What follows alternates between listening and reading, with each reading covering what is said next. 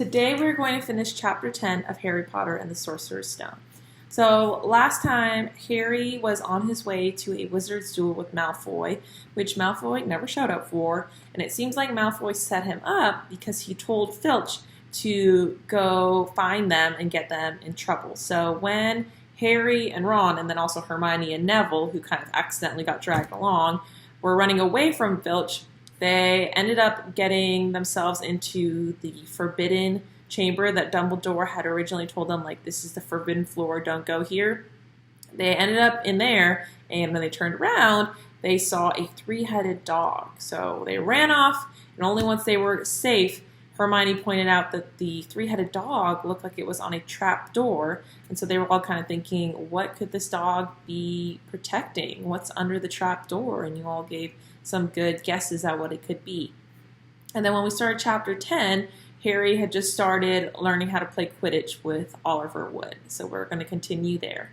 I also want to make a quick note and just say that this book is definitely a fiction book, so it is made up, it is a story. So if there are some parts that you find scary, I hope they don't actually scare you.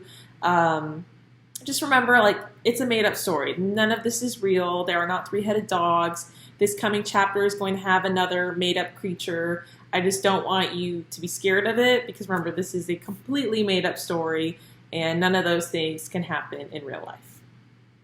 He opened the crate. Inside were 4 different sized balls. Right, said Wood. Now, Quidditch is easy enough to understand, even if it's not too easy to play. There are 7 players on each side. 3 of them are called chasers. 3 chasers, Harry repeated, as Wood took out a bright red ball about the size of a soccer ball. This ball's called the quaffle, said Wood. The chasers throw the quaffle to each other and try to get it through one of the hoops to score a goal. 10 points every time the quaffle goes through one of the hoops. Follow me? The chasers throw the quaffle and put it through the hoops to score, Harry recited. So, that's sort of like basketball on broomsticks with 6 hoops, isn't it? What's basketball? Said Wood curiously. Never mind, said Harry quickly. Now there's another player on each side who's called the keeper. I'm keeper for Gryffindor. I have to fly around our hoops and stop the other team from scoring. 3 chasers, 1 keeper, said Harry, who was determined to remember it all. And they play with the quaffle. Okay, got that. So what are they for? He pointed at the 3 balls left inside the box. I'll show you now, said Wood. Take this. He handed Harry a small club, a bit like a short baseball bat. I'm going to show you what the bludgers do, Wood said. These 2 are the bludgers. He showed Harry 2 identical balls, jet black and slightly smaller than the red quaffle. Harry noticed that they seemed to be straining to escape the straps holding them inside the box. Stand back, Wood warned Harry. He bent down and freed one of the bludgers. At once, the black ball rose high in the air and then pelted straight at Harry's face. Harry swung at it with the bat to stop it from breaking his nose and sent it zigzagging away into the air. It zoomed around their heads and then shot at Wood, who dived on top of it and managed to pin it to the ground. See? Wood panted, forcing the struggling bludger back into the crate and strapping it down safely. The bludgers rocket around, trying to knock players off their brooms. That's why you have 2 beaters on each team. The Weasley twins are ours. It's their job to protect their side from the bludgers and try and knock them toward the other team. So, think you've got all that? 3 chasers try to and score with the quaffle. The keeper guards the goalposts. The beaters keep the bludgers away from their team. Harry reeled off. Very good, said Wood. Have the bludgers ever killed anyone? Harry asked, hoping he sounded offhand. Never at Hogwarts. We've had a couple of broken jaws, but nothing worse than that. Now, the last member of the team is the Seeker. That's you. And you don't have to worry about the quaffle or the bludgers. Unless they crack my head open. Don't worry.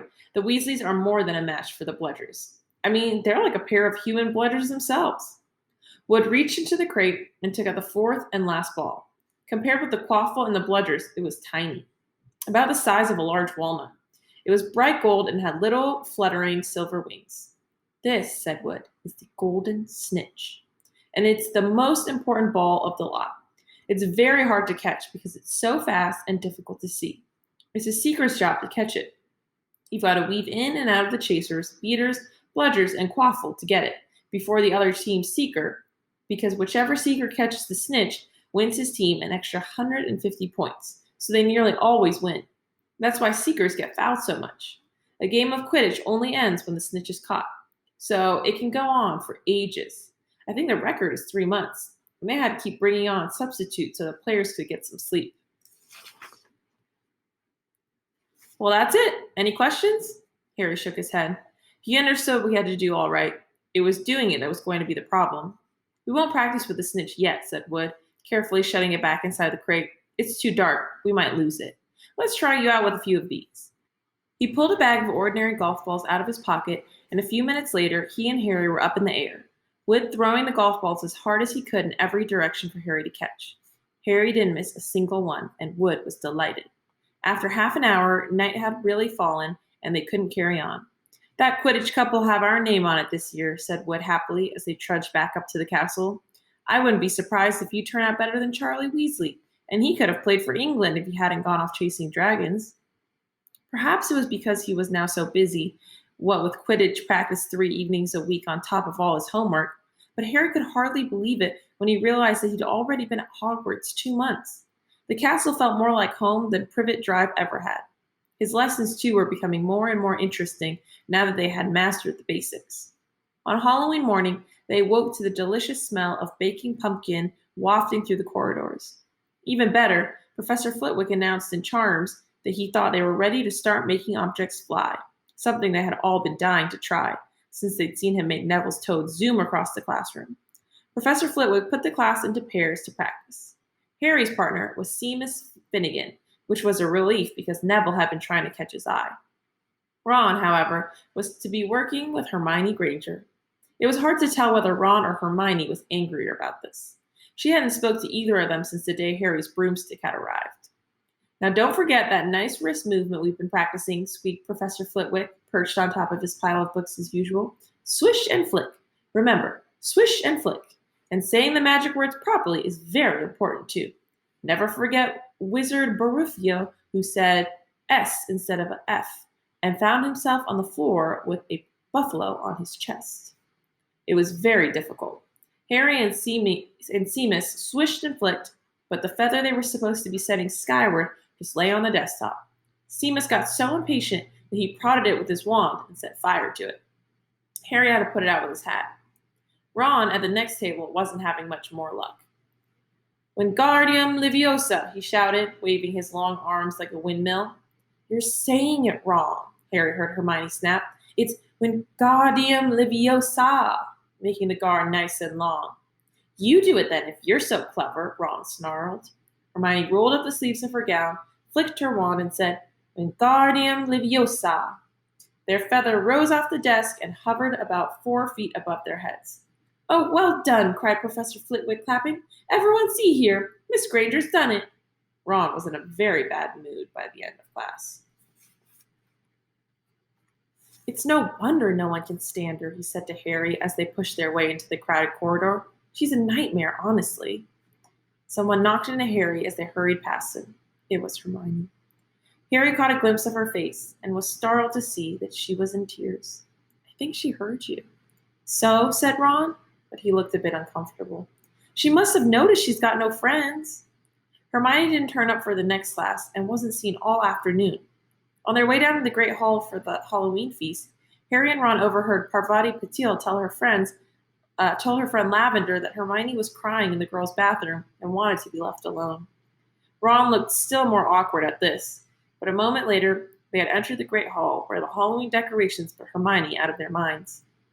1,000 live bats fluttered from the walls and ceiling, while 1,000 more swooped over the tables in low black clouds, making the candles in the pumpkins stutter. The feast appeared suddenly on the golden plates, as it had at the start of term banquet. Harry was just helping himself to a baked potato when Professor Quirrell came sprinting into the hall, his turban askew and terror on his face.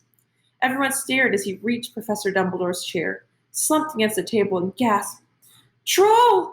In the dungeons! Thought you ought to know. And then sank to the floor in a dead faint. There was an uproar. It took several purple firecrackers exploding from the end of Professor Dumbledore's wand to bring silence.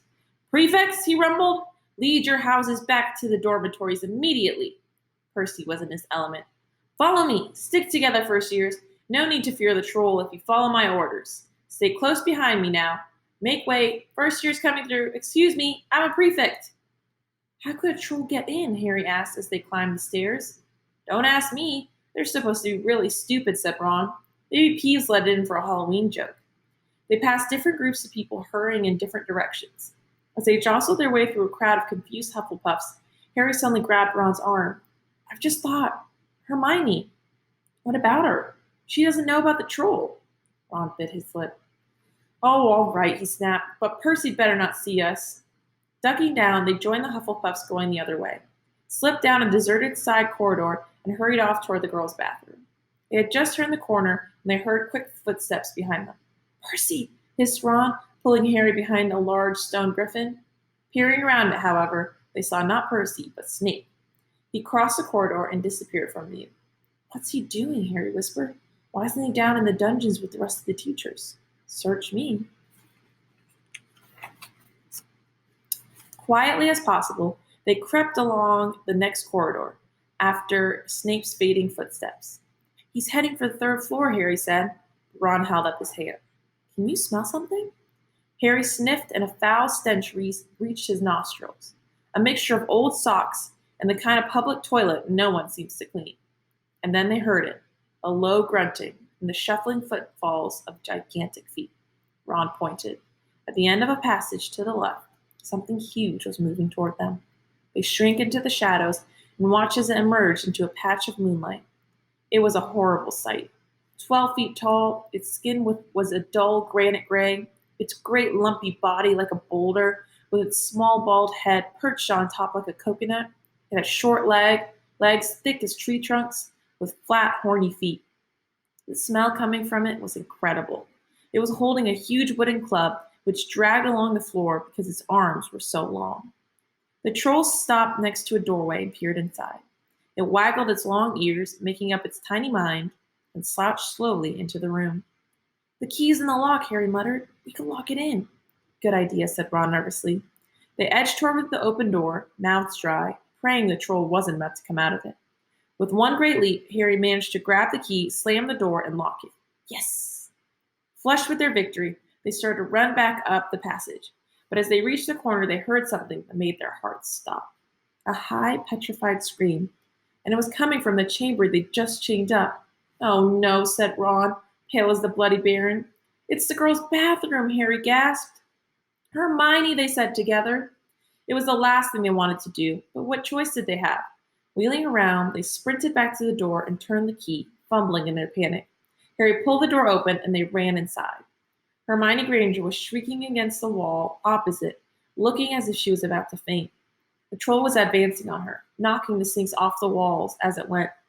Confuse it, Harry said desperately to Ron, and seizing a tap, he threw it as hard as he could against the wall. The troll stopped a few feet from Hermione. It lumbered around, blinking stupidly to see what had made the noise. Its mean little eyes saw Harry. It hesitated, then made for him instead, lifting its club as it went. Oi, pea-brain! Yelled Ron from the other side of the chamber, and he threw a metal pipe at it.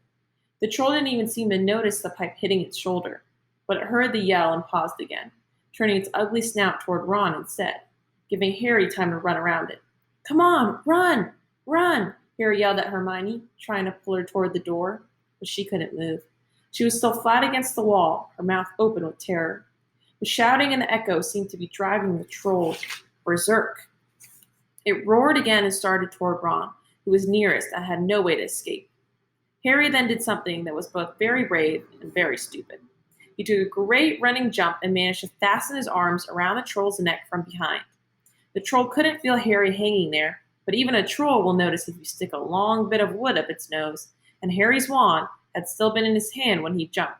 It had gone straight up the troll's nostrils. Howling with pain, the troll twisted and flailed its club, with Harry clinging on for dear life. Any second, the troll was going to rip him off or catch him a terrible blow with the club. Hermione had sunk to the floor in fright. Ron pulled out his own wand. Not knowing what he was going to do, he heard himself cry the first spell that came into his head. Wingardium Leviosa! The club flew suddenly out of the troll's hand, rose high, high up into the air, turned slowly over, and dropped, with a sickening crack onto its owner's head. A troll swayed on the spot and then fell flat on its face, with a thud that made the whole room tremble. Harry got to his feet. He was shaking and out of breath. Ron was standing there with his wand still raised, staring at what he had done. It was Hermione who spoke first. "Is it dead?" "I don't think so," said Harry. "I think it's just been knocked out." He bent down and pulled his wand out of the troll's nose. It was covered in what looked like lumpy gray glue. Ugh, troll buggers. He wiped it on the troll's trousers. A sudden slamming and loud footsteps made the three of them look up. They hadn't realized what a racket they had been making. But of course, someone downstairs must have heard the crashes and the troll's roars. A moment later, Professor McGonagall had come bursting into the room, closely followed by Snape, with Quirrell bringing up the rear. Quirrell took one look at the troll, let out a faint whimper, and sat quickly down on a toilet, clutching his heart. Snape bent over the troll. Professor McGonagall was looking at Ron and Harry.